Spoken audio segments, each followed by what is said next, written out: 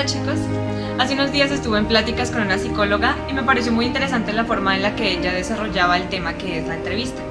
Así que se lo comenté a algunas amigas y estuvimos todas de acuerdo en hacer este video para relatarles algunas características importantes a la hora de hacer una entrevista. Así que acompáñennos. Pero, ¿qué es la entrevista? La entrevista es una técnica de recoger y evaluar cierta información, pero también es de acuerdo a las necesidades del entrevistado. Esta tiene unos pilares importantes de la entrevista como son la evaluación, el diagnóstico y la intervención. ¿Y es importante la entrevista? Claro que sí.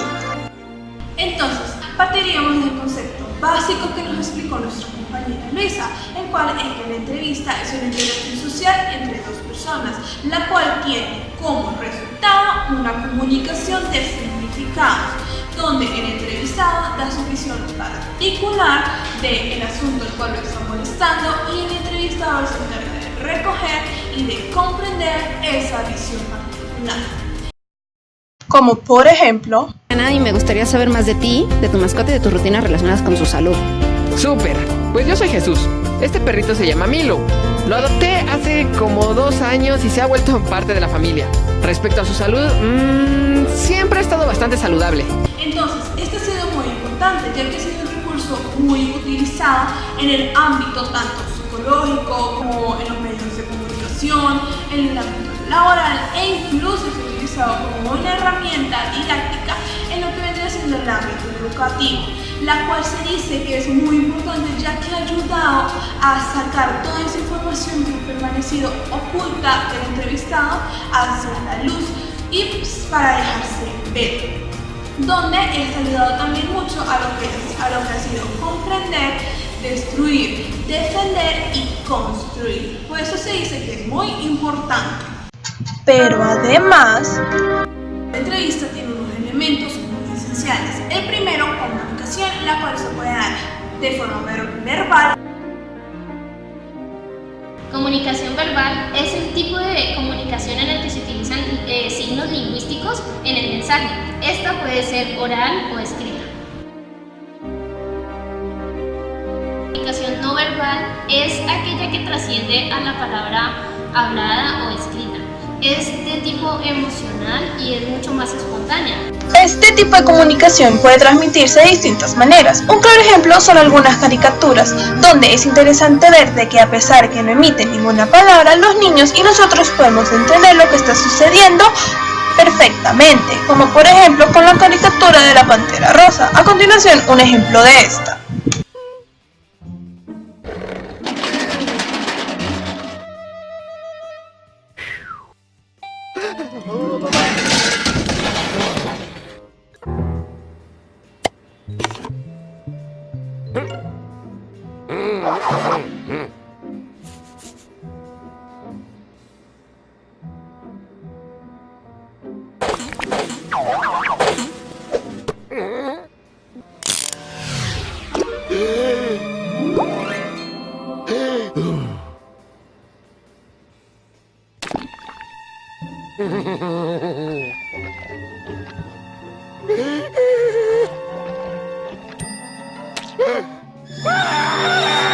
En ella encontramos 3 tipos. Kinésica es la que se refiere a todo tipo de movimiento corporal, es decir, los gestos faciales, el aspecto físico, la expresión facial, la postura y el contacto ocular.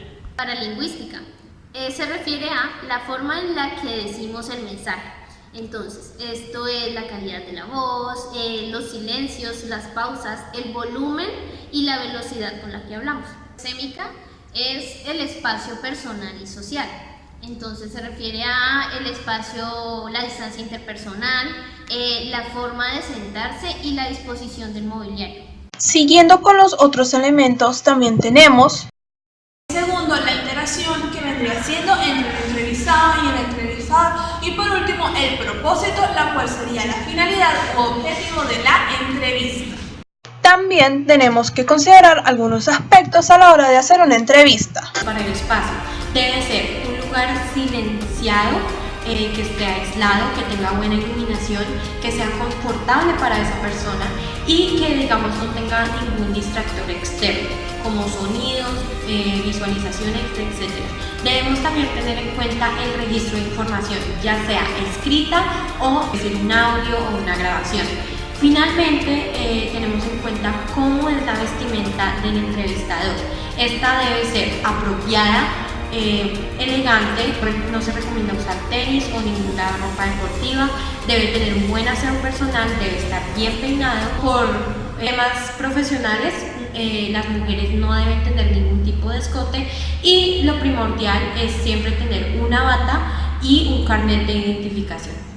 En una entrevista se deben tener en cuenta unas fases, las cuales las presentamos a continuación. La primera fase que hay que tener en cuenta para desarrollar es la de recepción, la cual comienza con la llegada del paciente. Se da un saludo y una buena presentación. Se debe reducir la ansiedad del paciente, generando así un ambiente de amabilidad y respeto por medio del rapport. La forma incorrecta de desarrollar esta fase es no teniendo en cuenta la llegada del paciente. Se hace el saludo de forma errónea y no se hace una presentación. El psicólogo no está interesado en reducir la ansiedad del paciente y no hace uso del rapport. La segunda fase a desarrollar es la fase de iniciación, comenzando con el consentimiento del paciente. Se debe seguir con una recolección de datos. Aquí el psicólogo evalúa la percepción del paciente sobre la problemática, desarrolla una impresión de la problemática y desarrolla un posible diagnóstico. Se debe usar el lenguaje terapéutico.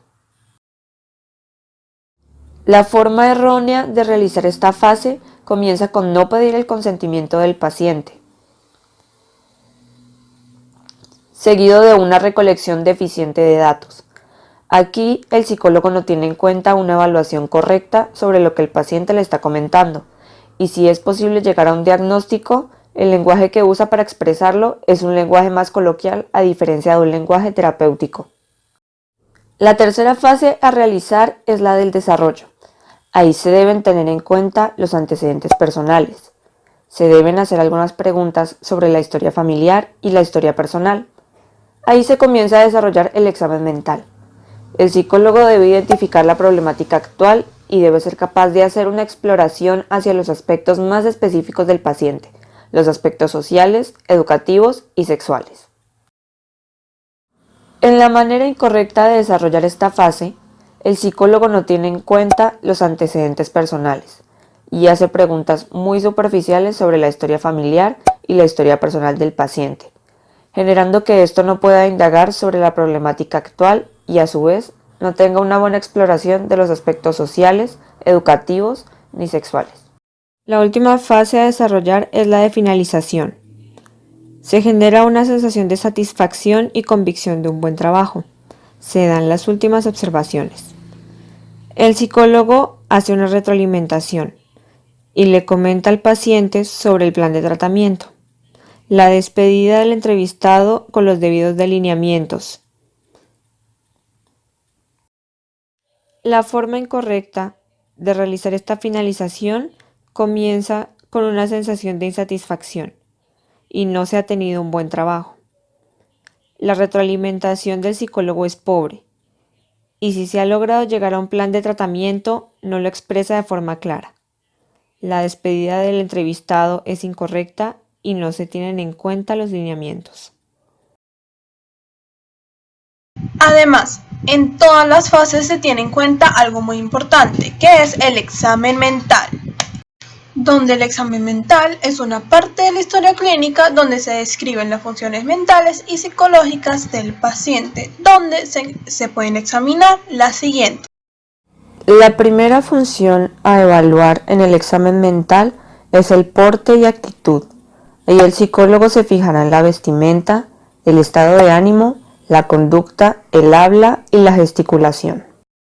La segunda función a evaluar es la de conciencia. Ahí se tendrá en cuenta la vigilia, que es el estado de alerta, obnubilación, que es la somnolencia o la respuesta incompleta, el estupor, que es la escasa o nula actividad espontánea, y el coma, que es la ausencia de respuesta. La siguiente fase a evaluar es la de memoria. Ahí se deben evaluar los hechos remotos como antecedentes familiares y personales, la memoria inmediata, donde se deben repetir series cortas y tareas de números pidiendo que los repitan sentido inverso, los hechos recientes como alguna serie de TV o una pregunta ajena al tema y luego regresar al tema original. También se va a evaluar la orientación. La orientación es el lugar en el que se encuentra, la fecha y localización. Se puede hacer con las siguientes preguntas. ¿Conoce su nombre? ¿Conoce su edad? ¿Conoce las generalidades de su historia de vida? ¿Conoce las razones por las que llegó al lugar de consulta? Se evalúa la atención, la cual puede ser activa, voluntaria o pasiva, involuntaria. El psicólogo debe observar si el paciente presenta distracciones con estímulos ambientales irrelevantes. Se debe ver si el paciente tiene alguna dificultad para hilar el relato y mantener una idea. También se tendrá en cuenta la lentitud psíquica, mental y de pensamiento. Se debe evaluar la fase del lenguaje, que es la capacidad de usar y ordenar adecuadamente los signos para expresar pensamientos e ideas. La evaluación inicia con la entrevista. Se observa la capacidad de comprensión, la estructura gramatical, si tiene algunas palabras anormales o alguna dificultad para entender palabras, fluidez y contenido del lenguaje. Se evalúan las respuestas y órdenes sencillas. Tiene capacidad de nombrar objetos y capacidad de repetir frases.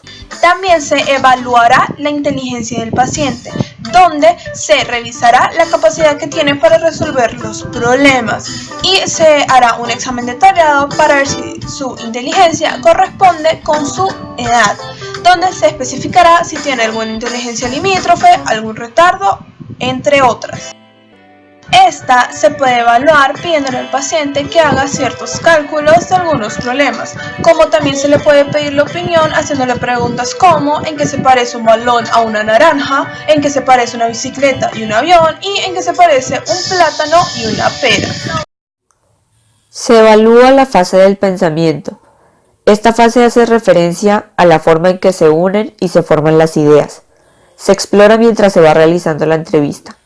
Se tiene en cuenta la velocidad del pensamiento, la perseveración de ideas, las ideas obsesivas, las ideas delirantes y las alucinaciones. En la fase de motricidad se debe determinar si el paciente genera movimientos voluntarios o anormales, si el ritmo de sus movimientos es normal o si todos los movimientos son conscientes, es decir, se hacen por propia decisión. Se debe observar si el paciente presenta dificultad al caminar o dificultad alguna al agarrar objetos. También se le debe evaluar la introspección, donde se evaluará si es parcial o nula y si es adecuada. Se le pueden hacer algunas preguntas como: ¿está usted enfermo? ¿Por qué está en este lugar? ¿Qué piensa sobre sí mismo? Entre otros. A nivel de sensopercepción, se debe evaluar si el paciente presenta o no presenta ilusiones, alucinaciones visuales, auditivas o de algún otro tipo. En la fase afectiva, el psicólogo debe analizar las expresiones faciales del paciente, sean de tranquilidad o de angustia, y se debe evaluar si presenta llanto en algún momento. También se debe ver si el paciente se ha mostrado tímido o sus reacciones afectivas fueron siempre acorde al momento. En conclusión, podemos decir que tanto las fases de la entrevista como el examen mental son elementos cruciales para la realización de la entrevista clínica, ya que es un proceso de indagación y evaluación en el que se puede distinguir contenido importante y específico para la correcta evaluación del paciente, ayudándole a sentir confianza y conociendo las razones por las cuales busca ayuda. Tener en cuenta estos elementos da una mayor posibilidad de éxito durante la terapia. Bounce.